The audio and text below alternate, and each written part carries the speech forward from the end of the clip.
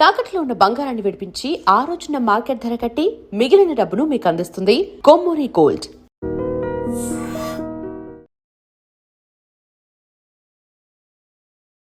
శ్రీమన్మహాగణాధిపతయే నమః. విశ్వకర్మ పరబ్రహ్మణే నమః. ప్రస్తుతం ఈ యొక్క 2026వ సంవత్సరంలో ఫిబ్రవరి నెలలో 17వ తారీఖు నాడు ప్రప్రథమ సూర్యగ్రహణం ఏర్పడబోతున్నది. ఈ యొక్క సూర్యగ్రహణానికి సంబంధించి మనం ఎటువంటి జాగ్రత్తలు తీసుకోవాలి, ప్రత్యేకంగా మన భారతదేశంలో ఈ యొక్క సూర్యగ్రహణం కనబడుతుందా లేదా, ప్రామాణికంగా పురాణాలను ఆధారం చేసుకొని దీనికి ఏమైనా చరిత్రకి సంబంధించిన కథలు ఏమైనా ఉన్నాయా వివరంగా తెలుసుకొని భక్తి శ్రద్ధలతో ఈ యొక్క సూర్యగ్రహణ స్థితి నాడు ఏ ఏ రాసుల వాళ్ళు ఎటువంటి దేవతారాధన చేయడం వల్ల గ్రహణ శాంతి కలుగుతుంది, గ్రహణ సంబంధమైన దోషాలు తొలగిపోతాయన్న వివరాలను వివరంగా తెలుసుకునే ప్రయత్నం చేద్దాం. ముందుగా మనకు ఈ యొక్క 2026వ సంవత్సరం ఫిబ్రవరి 17వ తారీఖు నాడు సాయంత్రం 5:31 ప్రారంభమయ్యి 7:57 పూర్తవుతున్నది. ఈ యొక్క గ్రహణం అనేది భారతదేశంలో కనపడదు కాబట్టి, వీక్షణ లేదు కాబట్టి గ్రహణానికి సంబంధించిన కొన్ని విధి విధానాలను ఆచరించకపోయినప్పటికీ సరిపోతుంది. ప్రత్యేకంగా గ్రహణం అంటే మనము పాటించాల్సిన నియమాలలో ఎన్నో రకాలుగా ఆచరిస్తూ ఉంటాం. గ్రహణ శాంతికి సంబంధించి, అదేవిధంగా ఉపవాస నియమాలు ఆచరించడము, మౌనాన్ని పాటించడము, దేవతారాధన చేయడము, గ్రహణ సమయంలో ఇంటిని శుభ్రపరుచుకొని గ్రహణం పూర్తయిన తర్వాత కూడా శుభ్రపరిచి పునఃపూజను ఆరంభించడం లాంటివి ఎన్నో కార్యక్రమాలు మనం చేస్తూ ఉంటాం.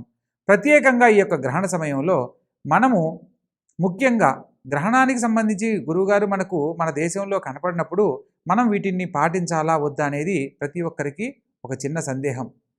మనకు ఆకాశంలో జరుగుతున్న ఈ మార్పులకు కనిపించినా కనిపించకపోయినా కొన్ని సందర్భాలలో ఆచరించవలసిన విధి విధానాలను ఆచరించడం వల్ల గ్రహణ దోషాలు తొలగిపోతాయి అన్న అంశాన్ని మనం వివరంగా తెలుసుకోవచ్చు. పర్టికులర్గా మనకు ఈ యొక్క సూర్యభగవంతుడు కనబడే విధానాన్ని బట్టి గ్రహణానికి సంబంధించిన పరిస్థితులు ఎక్కువగా ఉంటాయి. మనకు ఈ యొక్క సూర్యగ్రహణం అనేది మన భారతదేశంలో కనపడదు కాబట్టి తక్కువగా పరిస్థితులు లేదా చిన్న చిన్న పరిహారాలతో గ్రహణ శాంతిని పొందవచ్చు అన్న అంశాన్ని మనం తెలుసుకోవచ్చు. ఈ సంవత్సరం మనకు మొట్టమొదటగా ఏర్పడుతున్న ఈ యొక్క సూర్యగ్రహణం రోజు మనకు భారతదేశంలో రింగ్ ఆఫ్ ఫైర్గా మనకు సూర్యభగవంతుడు దర్శనం ఇవ్వబోతున్నాడనమాట. ఎప్పుడైతే ఈ యొక్క సూర్యభగవంతుడు రింగ్ ఆఫ్ ఫైర్ రూపంలో దర్శనమిస్తున్నాడో కొన్ని రాసుల వాళ్ళు తప్పకుండా పాటించవలసిన విధి విధానాలను తెలుసుకుందాం. ప్రత్యేకంగా సూర్యగ్రహణం అనేది మనకు ఎన్నో సంవత్సరాల తర్వాత వస్తున్నప్పటికీ 1962లో వచ్చింది. తర్వాత ఇప్పుడు మరలా మనకు అలా జరగబోతుంది. ఇప్పుడు వస్తున్న సూర్యగ్రహణం 64 సంవత్సరాల తర్వాత మరలా వస్తుందనేది గమనించాలి. ఎందుకంటే ప్రత్యేకంగా కుంభరాశిలో శని భగవంతుడు కుజుడు కలుస్తున్న అష్టమ స్థానంలో కలుస్తున్న సందర్భము, ఈ యొక్క గ్రహణం ఏర్పడే సమయంలో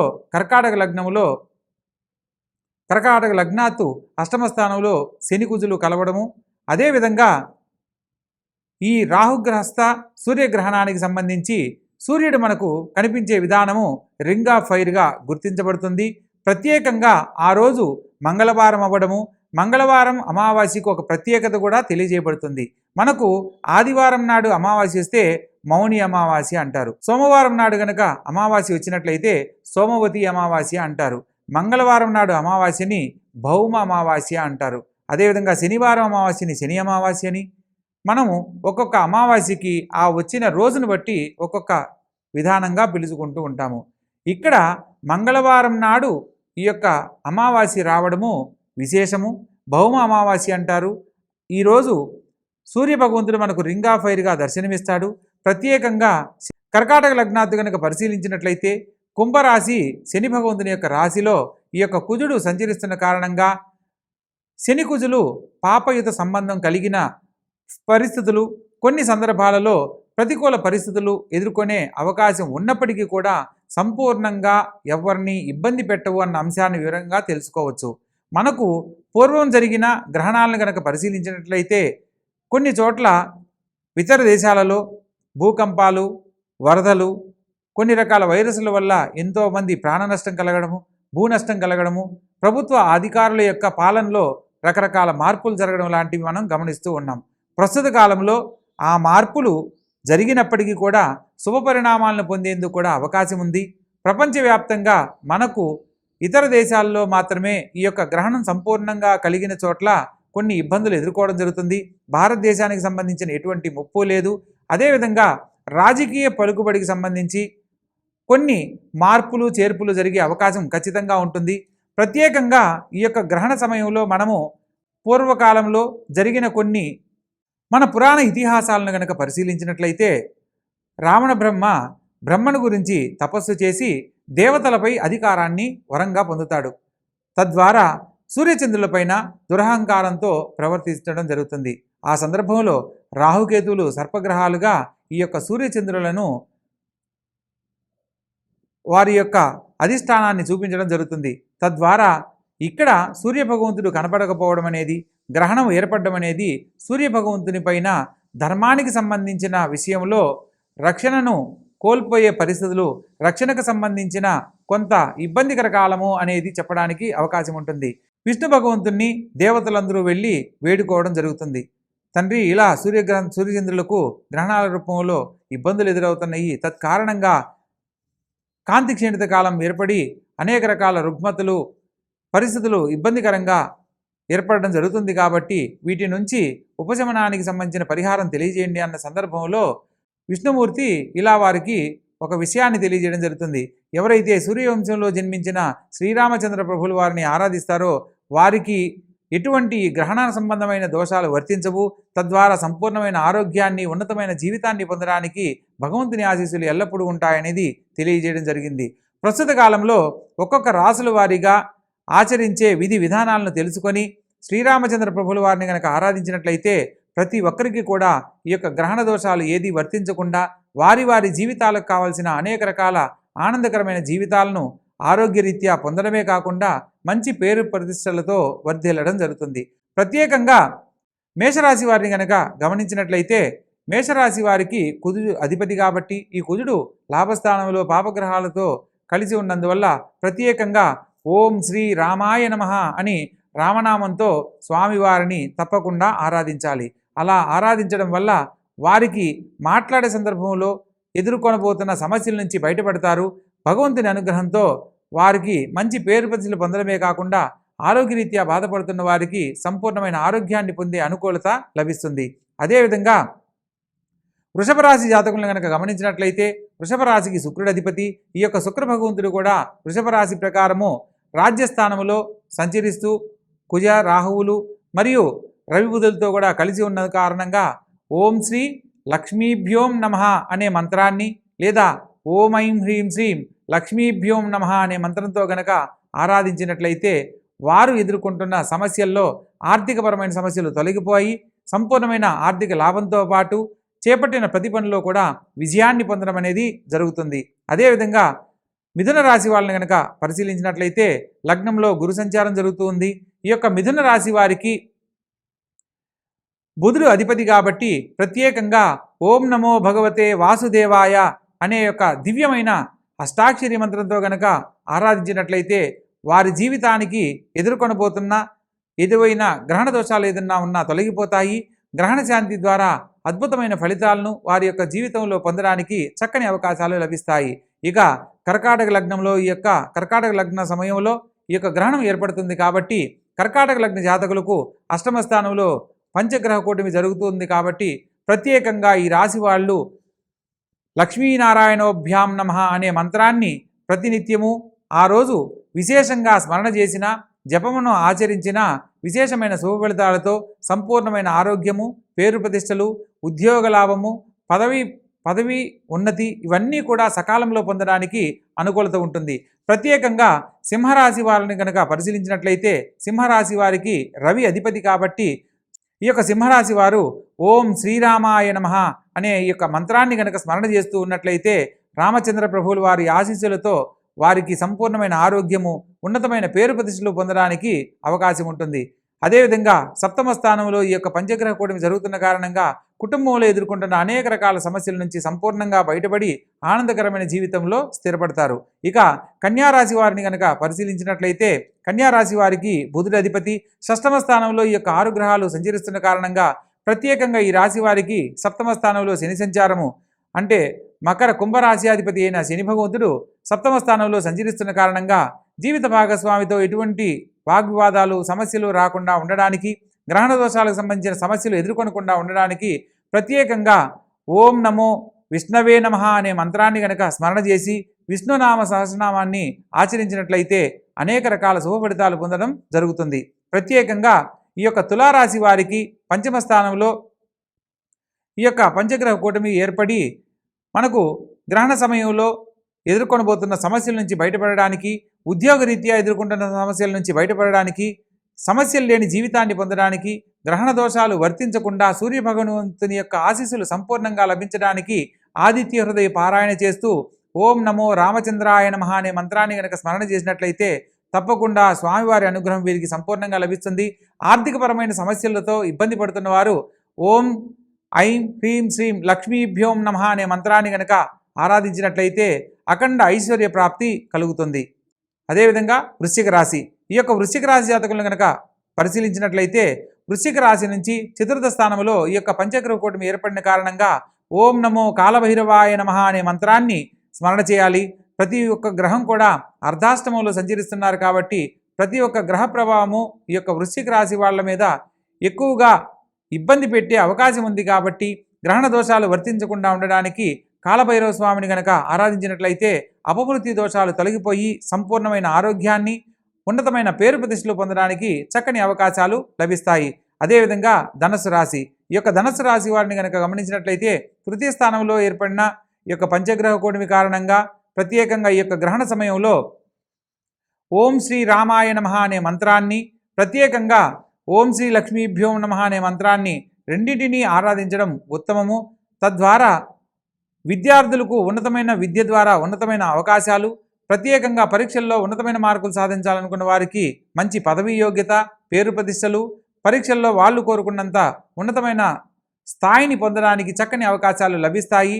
ప్రత్యేకంగా ఈ రాశి వారికి కుటుంబంలో ఎదుర్కొంటున్న అనేక రకాల సమస్యల నుంచి బయటపడే అవకాశము చక్కగా లభిస్తుంది.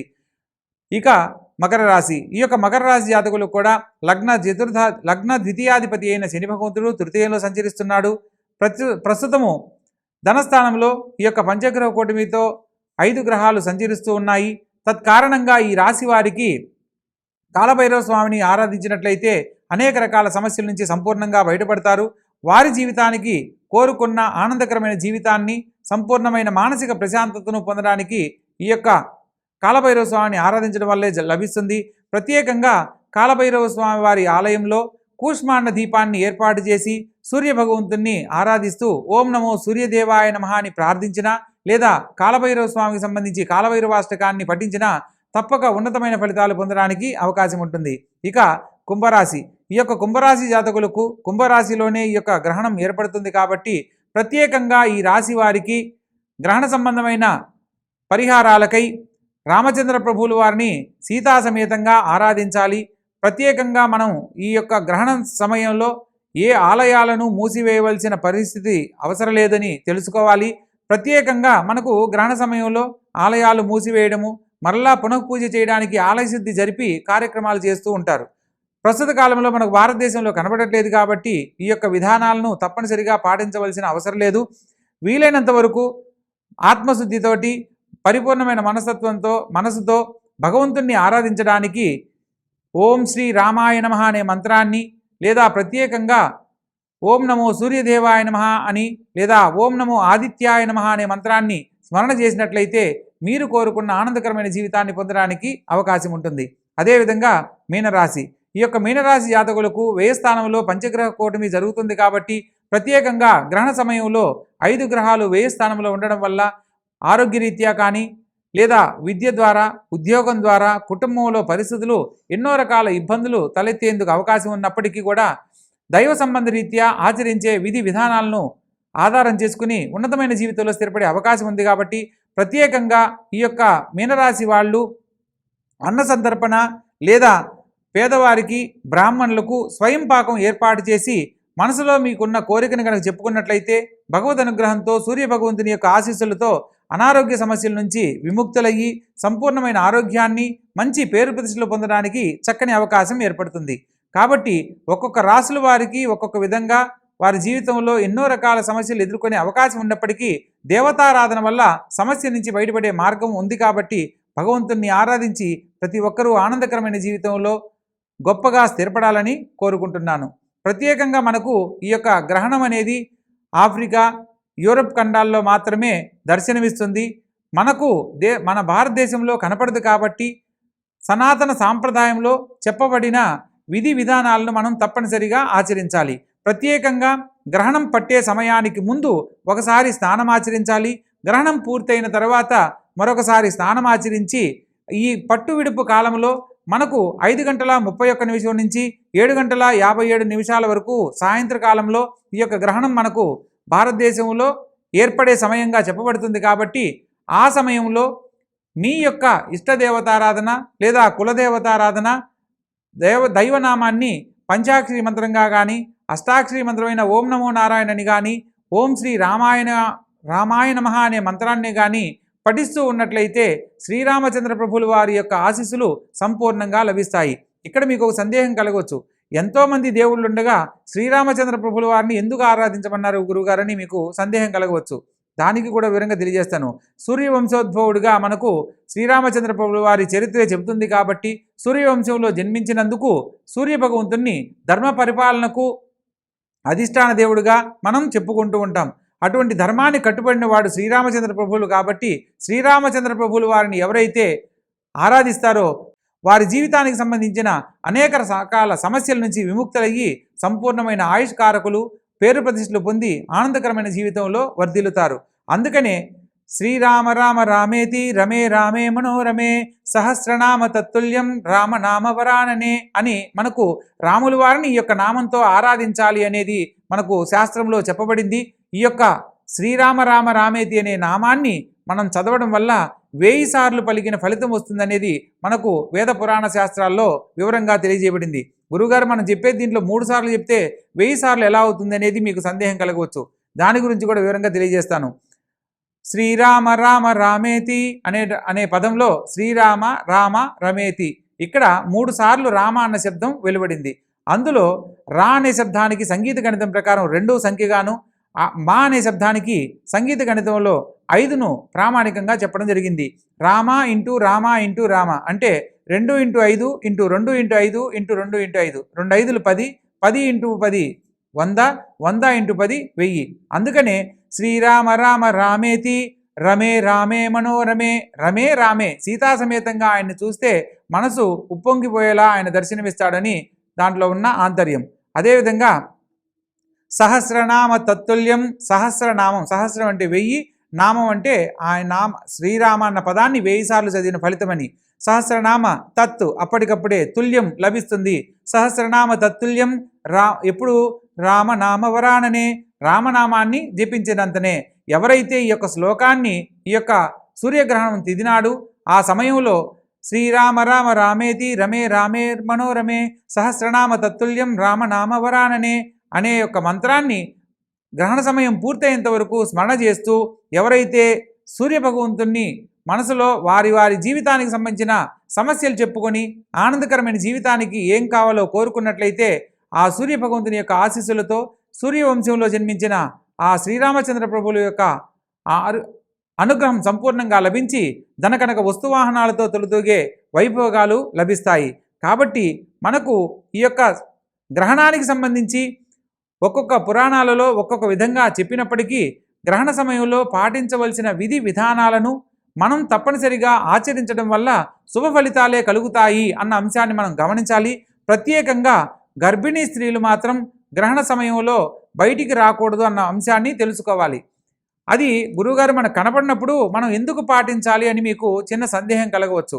పగటి కాలంలో సూర్యుడు ఏ ఏ ప్రాంతాలలో కనబడతాడో ఆయా ప్రాంతాలకు గ్రహణ శాంతి అనేది తప్పనిసరిగా అవసరము. మనకు భారతదేశంలో రాత్రి సమయంలో సూర్యగ్రహణం ఏర్పడుతుంది కాబట్టి మనకు పాటించవలసిన నియమాలు తెలియజేయలేదు. అందుకని గర్భిణీ స్త్రీలు మాత్రం గ్రహణం అనేది ఎక్కడ జరిగినా ప్రపంచవ్యాప్తంగా ఆ రోజు గ్రహణంగా సూచించబడినప్పుడు ఆ గ్రహణ సమయంలో 2.5 గంట మాత్రం బయటికి రాకుండా ఉండడం ఎంతో శ్రేయస్కరం.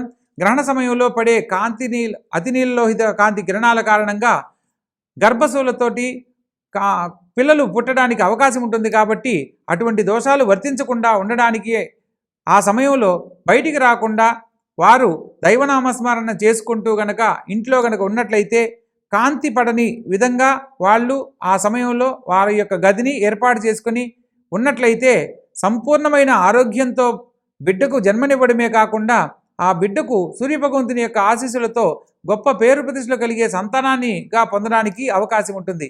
కాబట్టి మనకు శాస్త్రంలో తెలియజేయబడిన వివిధ రకాల అంశాలలో ఇప్పుడు గ్రహణ సమయంలో గుళ్ళను మూసివేస్తూ ఉంటారు. కానీ మనకు రాత్రి సమయంలో కనబడుతున్న గ్రహణానికి సంబంధించి ప్రత్యేకంగా ఏ ఆలయాలు మూసివేయవలసిన అవసరం లేదు. అదేవిధంగా విద్యార్థులకు సంబంధించి భవిష్యత్తు సంబంధించి తీసుకునే నిర్ణయాలకు సంబంధించి లేదా చదవడానికి లేదా వీటికి సంబంధించిన ప్రత్యేక నియమాలు ఏది తెలియజేయబడలేదు. కాబట్టి విద్యకు సంబంధించిన ఎటువంటివైనా కొనసాగించుకోవచ్చు. ప్రత్యేకంగా దూర ప్రాంత ప్రయాణాలు చేయాలనుకున్న వారు గ్రహణ సమయానికి ముందే ప్రయాణం చేయడం వల్ల దానికి గ్రహణ సంబంధమైన దోషాలు వర్తించవని తెలుసుకోవాలి. పాటించే వాళ్ళు ఈ యొక్క నియమాలను గ్రహణ సమయాన్ని ఖచ్చితంగా పాటిస్తే సూర్యభగవంతుని యొక్క ఆశీస్సులు సంపూర్ణంగా లభిస్తాయి అనేది మనం గమనించవలసిన విషయం. కాబట్టి తెలుసుకున్న విషయాలను చక్కగా ఆచరించండి. ఆ సూర్యభగవంతుని యొక్క ఆశీస్సులతో విశేషమైన ఆశీస్సులు సంపూర్ణంగా పొంది ధనకనక వస్తు వాహనాలతో తొలుతూగే జీవితాన్ని మీకు ఆ భగవంతుడు అందివ్వాలని మనస్ఫూర్తిగా కోరుకుంటూ సర్వే జనా సుఖినో భవంతు. శుభం భూయాత్. And for more videos, Please subscribe to iDream. Please subscribe to iDream. Please subscribe iDream. And please subscribe to iDream. For more videos, subscribe to iDream. please like, share and subscribe to the channel. Congratulations, iDream. Subscribe to iDream. Subscribe to iDream. So subscribe to iDream Media. iDream की iDream team अंदर की huge congratulations. Please subscribe iDream Media. Please subscribe to iDream. Subscribe iDream. Please subscribe to iDream. iDream అంటే నా కళల ఛానల్ను subscribe చేసుకున్న నోరు తిరుగుతలేదు. మీరైతే గంట గుర్తు కొట్టు. For more such videos, please subscribe to iDream. Subscribe to iDream. Please subscribe to iDream. Please subscribe iDream Media. Please do subscribe to iDream. Please subscribe to iDream Media. For best entertainment and information, please subscribe iDream. And don't forget to subscribe to iDream.